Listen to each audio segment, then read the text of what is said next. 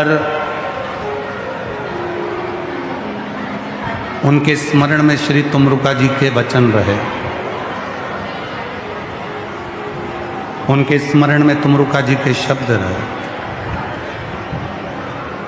और तुमरुका जी के वचन उनके स्मरण में रहे, क्योंकि तुमरुका जी ने कह दिया था एक बार कि जिंदगी में, और ये तुमरुका जी के वचन हर एक व्यक्ति के स्मरण में रहना चाहिए।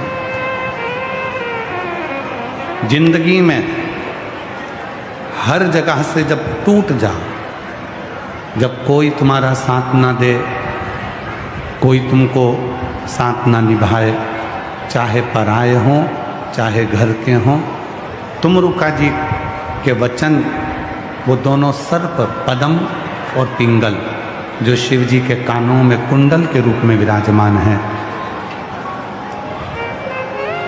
तुमरुका जी के वचन उनके स्मरण में आ गए जब उनको ले जाकर अग्नि के कुंड में पटका।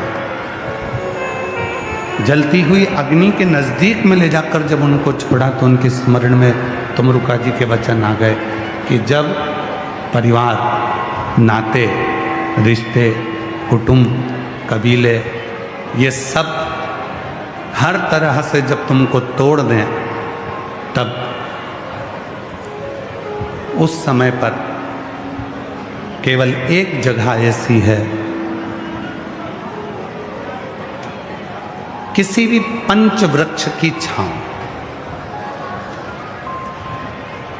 सुख का अनुभव करा देते हैं। पहला है बट वृक्ष, दूसरा है बेलपत्री का वृक्ष, तीसरा है आंवले का वृक्ष, चौथा है पीपल का वृक्ष और 5वें नंबर पर है शमी का वृक्ष। शमी,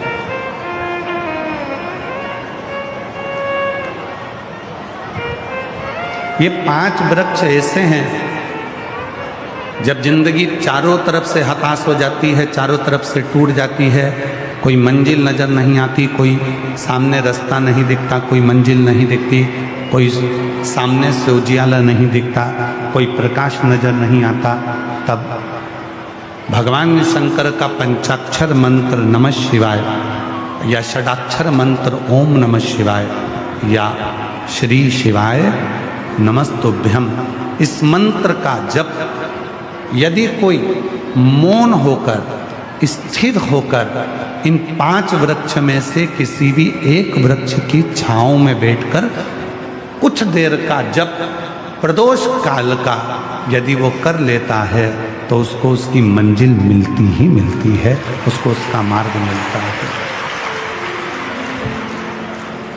आप बेलपत्र की छांव में चले गए, आप बट वृक्ष की छांव में चले गए, आप पीपल के वृक्ष की छांव में चले गए, आप शमी वृक्ष की छांव में चले गए, आप आंवले के वृक्ष की छांव में चले गए, वहाँ बैठकर जो तप है, वहाँ बैठकर जो साधना है, वहाँ बैठकर जो जप है, वहाँ बैठकर जो आराधना है, वहाँ बैठकर जो तप किया जाता है, साधना की जाती है, उसका फल मिलता जरूर, वो प्राप्त जरूर होता। और ये दोनों जो सर्प हैं, ये दोनों सर्पों को तुमरुका जी के वचन स्मरण में आ गए और तुमरुका जी के वचन दोनों के स्मरण में आए कि हम जब सब जोर से हताश हो गए हैं, टूट गए हैं, तो क्यों ना किसी वृक्ष की छांव में जाकर बैठ जाए।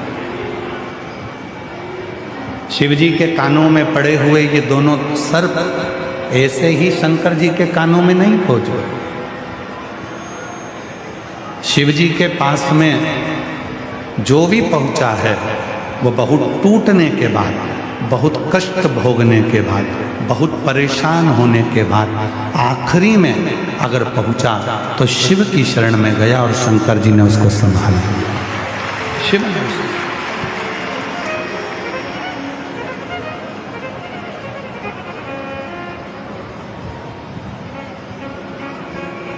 यदि दुनिया से सताए ना होते तो तेरे दर पर आए ना होते।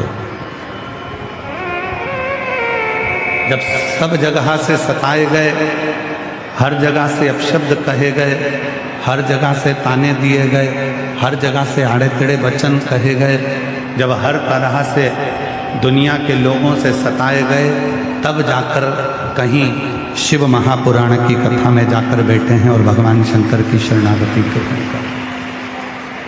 तब शिव के मंदिर में जाकर एक लोटा जल समर्पित कर रहे हैं, तब शंकर जी के मंदिर में जाकर श्री शिवाय नमस्तुभ्यम का जप कर रहे हैं, तब जाकर पंचाक्षर मंत्र का जप कर रहे हैं, तब यज्ञ किया, तब अनुष्ठान किया, तब साधना करी, तब शिव का स्मरण किया।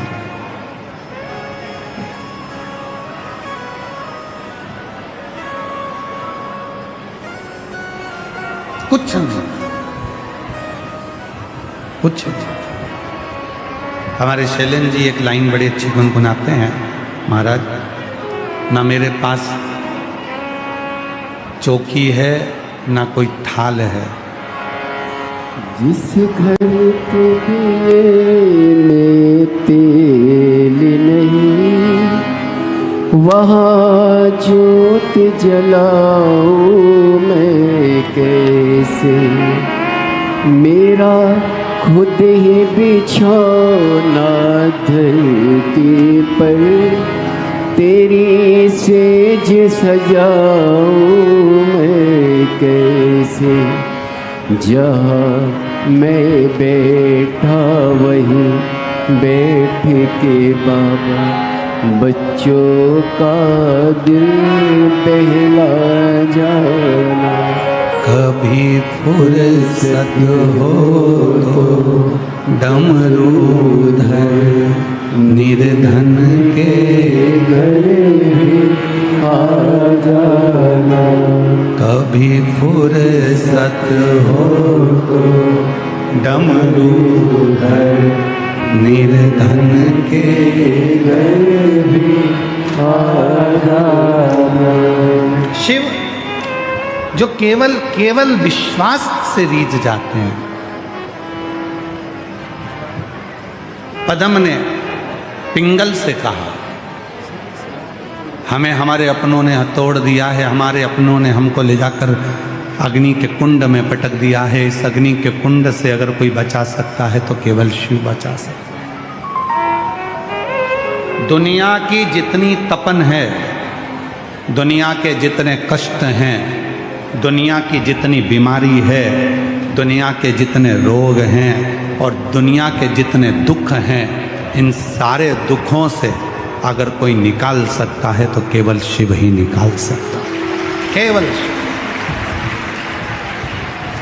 उसके सिवाय कोई नहीं निकाल सकता। पद्म ने विचार करा, पिंगल से कहा। हम इतने में पिंगल ने एक बात कही और वो स्मरण में आपके भी रहना चाहिए। पिंगल ने कहा कि हम कोई मनुष्य थोड़ी ना, हम तो सर्प हैं। क्या भगवान भोलेनाथ सर्प की भाषा को सुन लेंगे? कल कथा में कहा था, कल कथा में स्मरण कराया था, भगवान विष्णु जी ने माता लक्ष्मी जी से कहा कि शंकर जी का नाम परमात्मा है। बोलो, सुना था कि नहीं सुना था कल कथा में? जम के तो बोलो, सुना था ना? भगवान विष्णु लक्ष्मी जी से कहते हैं कि भगवान शिव का नाम परमात्मा है।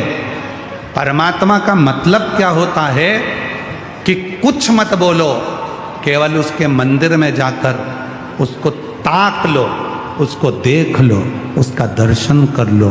कुछ मत बोलो तो भी तुम्हारे मन को वो पढ़ ले और मन की बात तुम्हारी जानकर तुम्हारी झोली भर दे।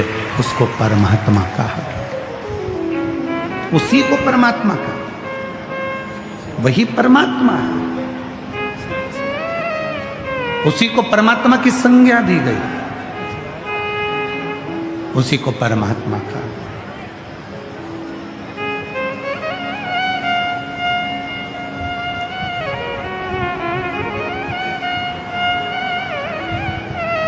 जाओ मंदिर में, कई लोग कहते हैं गुरुजी मुझे ऑफिस जाना रहता है, मेरी सर्विस है, नौकरी है, मैं सोचती हूँ कि मंदिर जाती हूँ तो पानी चढ़ाते चढ़ाते चली जाती हूँ, पर मैं अपने घर से मैं जल नहीं ले जा पा रही हूँ, क्योंकि मंदिर जाते जाते मेरे लोटे को कहाँ रखूँगी, पानी को कहाँ रखूँगी, क्या करूँ मैं। तो शिव पुराण कहती है भाई कि तुम कुछ मत करो, पर मंदिर में जाकर दर्शन तो करो, मंदिर में पहुँचो, दर्शन करो, भगवान शंकर का दीदार करो, भगवान शंकर का दर्शन करो।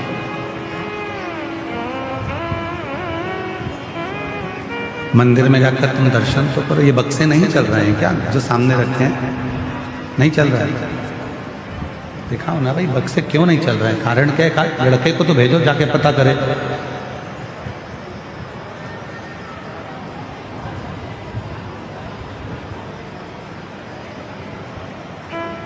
क्या हम सर्पों की बात, एलईडियाँ नहीं चल रही हैं, एलईडियों के तार कुछ दिक्कत है, पर कानों से सुनाई दे रहा होगा, श्रवण करो बैठकर।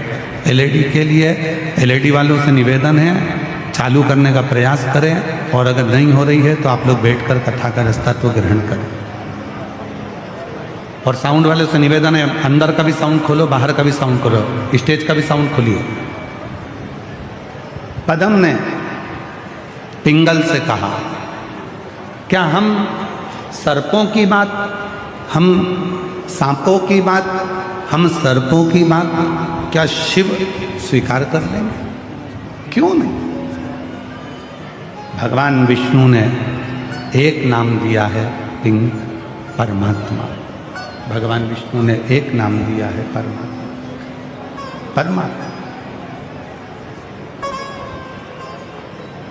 और परमात्मा का मतलब होता है, परमात्मा का मतलब होता है सामने वाला कुछ ना बोले, कुछ भी ना बोले, एक शब्द भी ना बोले, उसके मुख से कोई शब्द नहीं निकले, और केवल वो भगवान के सामने पहुंच जाए, भगवान के सामने वो जाकर खड़ा हो जाए और भगवान उसके मन की दशा को समझ जाए, वही परमात्मा। जो मन की दशा को समझ रहा, जो मन के विचारों को समझ रहा, जो मन की दशा को जान रहा। अब कई लोग कहते हैं क्यों गुरुजी वो भगवान भोलेनाथ हिंदी जानते हैं? क्या शंकर भगवान संस्कृत जानते हैं? क्या शंकर भगवान अंग्रेजी जानते हैं? क्या शंकर भगवान मराठी जानते हैं? क्या शंकर भगवान हरियाणी जानते हैं? क्या शंकर भगवान पंजाबी जानते हैं? क्या शंकर भगवान दिल्ली की भाषा जानते हैं? क्या शंकर भगवान मालवा की भाषा जानते हैं? क्या शंकर भगवान गुजराती जानते हैं? क्या शंकर भगवान तमिल जानते हैं? क्या शंकर भगवान कन्नड़ जानते हैं? क्या शंकर भगवान आंध्रा की भाषा जानते हैं? क्या शंकर भगवान तेलुगु जानते हैं? क्या शंकर भगवान केरल की भाषा जानते हैं? क्या शंकर भगवान उत्तराखंड की भाषा जानते हैं? क्या शंकर भगवान असम की भाषा जानते हैं? शिव महापुराण की कथा कहती है मेरे भोले बाबा अगर कोई भाषा जानते हैं तो केवल तुम्हारे भाव की भाषा, निर्मल मन की भाषा को जानते, सच्चे हृदय की भाषा को। यदि कोई भाषा वो जानते हैं, यदि कोई भाषा वो जानते हैं, किसी भाषा को यदि वो जानते हैं तो केवल तुम्हारे मन की भाषा को, तुम्हारे सच्चे हृदय की भाषा को, तुम्हारे निर्मल मन की भाषा को, तुम्हारे शुद्ध भाव की भाषा को मेरे शिव जानते। बाकी की कोई भाषा भगवान शंकर नहीं जानते, कोई भाषा, केवल निर्मल भाषा, मन की भाषा, सच्चे भाव की भाषा, सच्चे हृदय की भाषा, सच्चे दिल की भाषा जो तुम्हारी होती है, केवल शंकर भगवान उसी भाषा को भजते हैं, उसी भाषा को जानते हैं। मेरा शिव बाकी की कोई भाषा को नहीं जानता। मेरे शंकर भगवान फिर कोई भाषा नहीं जानते, केवल प्रेम की भाषा जानते, केवल। और तुम सोचो कि मैं विचार करना, महाराष्ट्र में रहने वाले मराठी में भगवान का भजन करते हैं, गुजरात में रहने वाले गुजराती में भगवान का भजन करते हैं, कोई तेलुगु में भजन करता है, कोई पंजाबी भाषा में भजन करता है, कोई हरियाणी की भाषा में भजन करता है। सब अपने अपने भाव से भजन कर रहे हैं। अब ये तो मनुष्य की बात हो गई, ये तो मानव की बात हो गई। शंभो शंभो शंभो शंभो शंभो शंभो शंभो शंभो शंभो शंभो शंभो शंभो शंभो शंभो शंभो शंभो।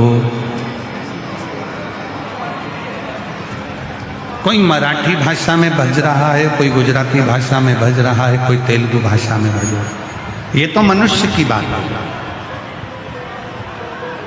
पर यदि शिव महापुराण की कथा कहते भगवान शंकर का चरि शंभो शंभो शंभो शंभो। श्री शिवाय नमस्तुभ्यम। मराठी हो गई, गुजराती हो गई, तेलुगु हो गई, केरला हो गई, असम की भाषा हो गई। पर यदि ये तो मनुष्य की भाषा हो गई, मानव की भाषा, ये तो मनुष्य की भाषा है।